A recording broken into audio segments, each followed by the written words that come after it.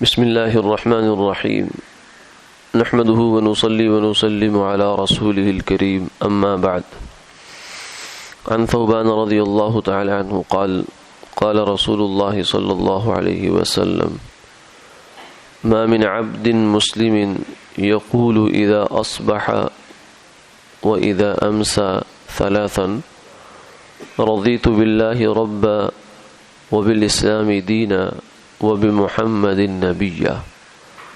إلا كان حقا على الله أن يرضيه يوم القيامة أو كما قال عليه الصلاة والسلام۔ حضرت ثوبان رضی اللہ تعالی عنہ سے مروی ہے کہ رسول اللہ صلی اللہ علیہ وسلم نے یہ ارشاد فرمایا کہ جو مسلمان بندہ بھی صبح و شام یہ کلمہ 3 دفعہ کہے،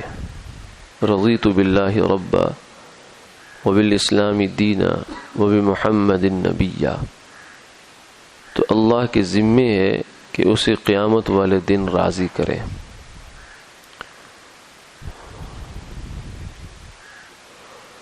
اس حدیث مبارکہ میں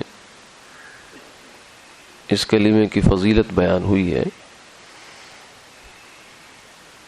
کہ جو بندہ صبح و شام 3 دفعہ، صبح 3 دفعہ اور شام کو 3 دفعہ یہ کلمات پڑھتا ہے۔ کون سے کلمات؟ رضیت باللہ ربا، میں نے اللہ کو دل سے راضی ہو کر اپنا خدا مانا، اور وبالاسلام دینا، اور اسلام کو اپنا دین ہونے کے لیے دل سے مانا، میں نے راضی ہو گیا اس بات پر، وبمحمد النبی، اور حضرت محمد صلی اللہ علیہ وسلم کو اللہ کا پیغمبر مانا اور آخری پیغمبر مانا۔ یہ 3 چیزیں ہیں، اللہ کو رب ماننا، اسلام کو اپنا دین ماننا، اور حضور صلی اللہ علیہ وسلم کو اپنا پیغمبر ماننا، نبی ماننا، اور ماننا دل سے۔ رضیت، رضا کہتے ہیں دل کی خوشی کا نام ہے، میں فلاں سے راضی ہوں۔ راضی کا مطلب کیا ہے؟ زبان سے نہیں بلکہ دل سے راضی ہوں کہ میں اس سے خوش ہوں، یعنی مجھے مسلمان ہونے پر، اللہ کو رب ماننے پر، اور اسلام کو اپنا دین ماننے پر، اور حضور صلی اللہ علیہ وسلم کو آخری نبی ماننے پر کوئی پچھتاوا نہیں، بلکہ یہ میری دل کی خواہش اور خوشی ہے، میں یہ کر رہا ہوں۔ تو جو آدمی صبح و شام فرمائے 3 دفعہ صبح، چاہے فجر کی نماز کے بعد کر لے یا کسی وقت بھی کر لے، اور 3 دفعہ شام کو، مغرب کی نماز کے بعد کر لے، عشاء کے بعد کر لے، یہ کلمہ پڑھتا ہے، تو بظاہر تو یہ معمولی سا کلمہ ہے، لیکن اللہ نے اس کے ساتھ یہ وعدہ جوڑ رکھا ہے کہ جو بندہ یہ کلمہ پڑھے گا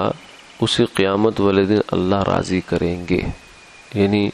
دنیا میں وہ راضی ہوا کہ یا اللہ میں تیرے رب ہونے پہ راضی، تیرے نبی کے نبی ہونے پہ راضی، تیرے دین کے، اسلام کے دین ہونے پہ راضی، تو اللہ اس کی رضا کا قیامت والے دن جواب دیں گے۔ گویا کہ اللہ فرمائیں گے اب تو بتا کہ تجھے کیا چاہیے کہ جس سے تو راضی ہوگا،